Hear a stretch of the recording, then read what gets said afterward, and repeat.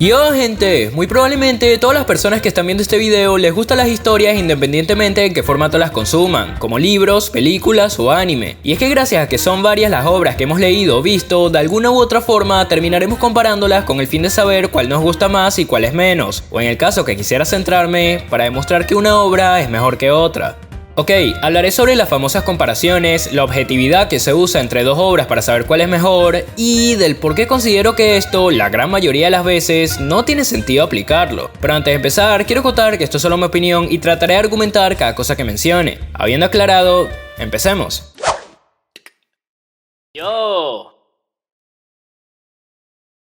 Aquí hay una pequeña anécdota para ponerlos en contexto y explicarles mi situación para el momento en el que escribí este guión. Verán, hace poco me puse al día con el manga de Blue Lock y a su vez a conocer la opinión de quienes son fanáticos de la serie. Lo que me pareció curioso es que una opinión bastante común era que este manga es mejor que Haikyuu, cosa que ocasionó que estos últimos días me surgiera una gran duda con respecto a este tema, por lo que decidí hacer un tweet en el que pregunto cuál de estas dos obras es mejor y por qué. Spoiler, la mayoría eligió Blue Lock. Pero siendo sincero y por más argumentos que me diera la gente, la verdad no me terminaba de convencer. Y ojo, no es porque yo sea un gran fanático de Haikyuu y me guste más. De hecho, tampoco sabía cómo argumentar que Haikyuu es mejor que Blue Lock. Y es que al final llegué a la conclusión de que una no puede ser mejor que la otra. Pero vamos a tratar de profundizar en este tema aún más y veamos por qué algunas obras no se pueden comparar y bajo qué circunstancias sí se podrían hacer.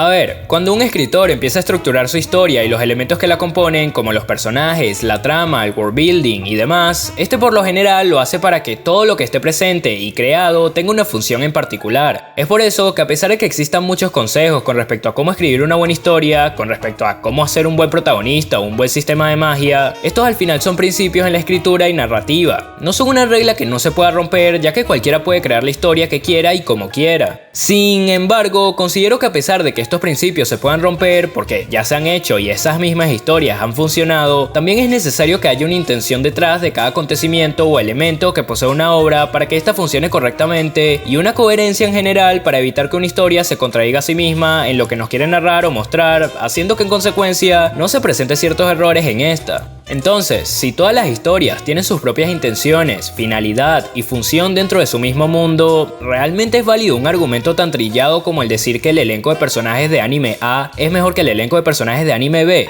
Pues no.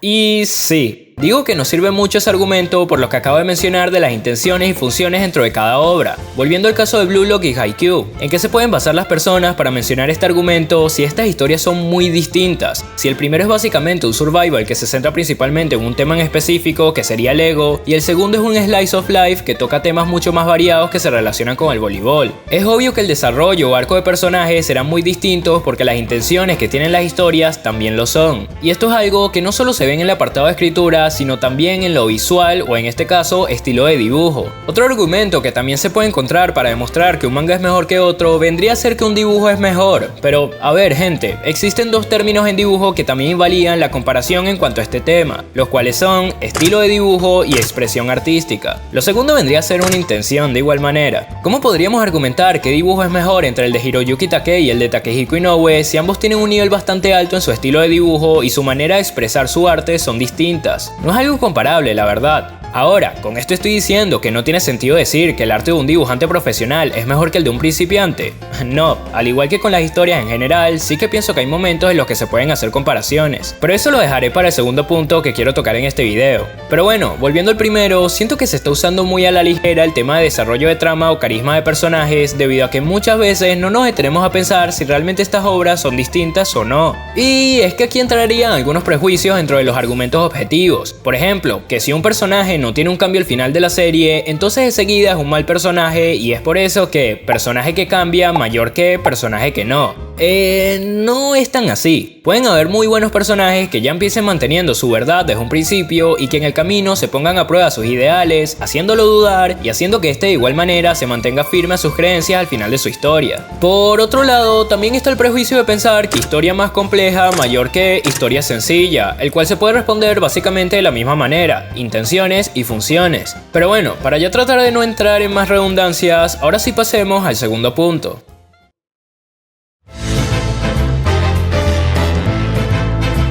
Para definir qué obra es mejor que otra a la hora de compararlas de la manera más objetiva posible, pues lo primero que hay que tener en cuenta es que argumentos subjetivos no pueden entrar evidentemente dentro de la justificación de superioridad entre una historia y otra. Aburrido, divertido, lindo, feo, interesante, insustancial, todos estos son adjetivos que, si bien es cierto que se pueden trabajar para generar este tipo de emociones en la audiencia, siempre serán muy subjetivos, no conceptos objetivos como la matemática, que 2 y 2 siempre será 4. Y esto se sabe porque pueden haber personas que lloren con Anohana como personas que no lo hagan, o que hayan personas que les parezca interesante la trama de Saint Seiya porque les gusta la mitología griega, como a las que les parezca súper aburrido. Si entienden el punto, ¿no? Y por otro lado, y teniendo en cuenta todo lo que he dicho en el video, para comparar obras pienso que hay que cambiar la pregunta de cuál es mejor por cuál es peor. Y con esto me refiero a fijarnos en las incoherencias, errores y aspectos técnicos de ambas, fijándonos en las cantidades y en qué tan graves fueron para su historia. Aquí podrían entrar los Deus Ex Machina o las incoherencias en el desarrollo de algún personaje, puntos que están básicamente relacionados con la función que tienen los personajes o la misma intención del autor o su obra.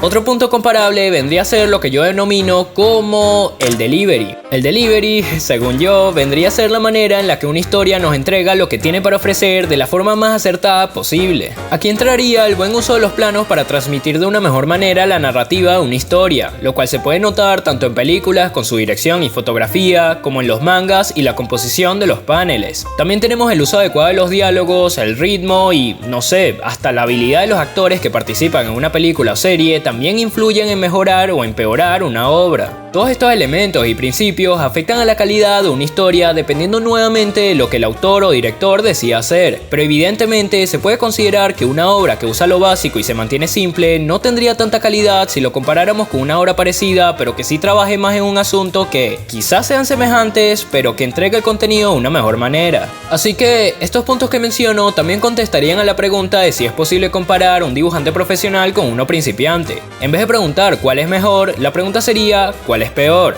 Entonces, si nos fijamos en un dibujante novato, por lo general este no tendrá un estilo de dibujo definido, y si lo tiene, no será un estilo consistente. Por ejemplo, la anatomía que Hiroyuki Takei dibuja está desproporcionada en comparación a la realidad. Sin embargo, este es capaz de mantener esta manera de dibujar, lo cual le da un estilo consistente y que puede usar básicamente cada vez que le dé la gana, sin que haya una diferencia entre un dibujo y otro. Además que su delivery sería mejor al ser un pro y saber muchísimas más técnicas y manera de explotar o mejorar una ilustración. Pero bueno, volviendo al tema de las historias en general, el caso es que sí se pueden comparar obras, pero estas deben ser muy parecidas, pero muy parecidas. Quizás en género, tono, mensaje, trama y si es posible hasta autor.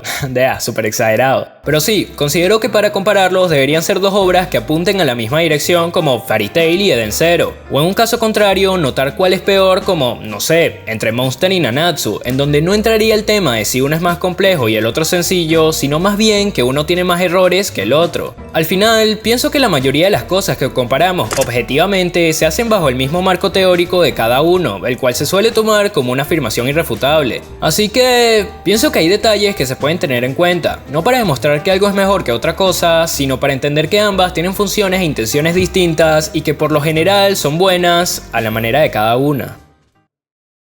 En fin, en la comunidad es bastante normal encontrar a gente mencionando que su obra favorita es mejor que otra, opinión que puede ser argumentada objetivamente y que casi siempre inicia con que los personajes tienen mejor desarrollo. Sin embargo, pienso que es muy importante conocer el contexto de ambas obras y entender la esencia de cada una para poder saber si realmente se pueden comparar o si en realidad se está haciendo este símil simplemente para minimizar una historia y así agrandar la que más nos gusta. La verdad es un tema algo complicado que se puede conversar aún más, por lo que quisiera saber si están de acuerdo o en desacuerdo conmigo con respecto al sentido de las comparaciones.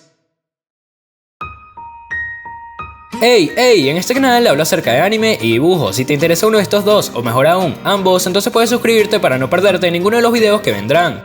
Y si quieres acompañarme en mi progreso como dibujante, me puedes seguir en Instagram como Artekuma, y también en Twitter si deseas interactuar más conmigo. De verdad, muchísimas gracias por ver el video. Espero que si tienes una opinión o punto de vista distinto al mío, me lo dejes en los comentarios. Eso sería muy fino de tu parte. Y si te gustó el video, deja tu like. Habiendo dicho esto, espero que nos encontremos de nuevo en otro video. Chao su.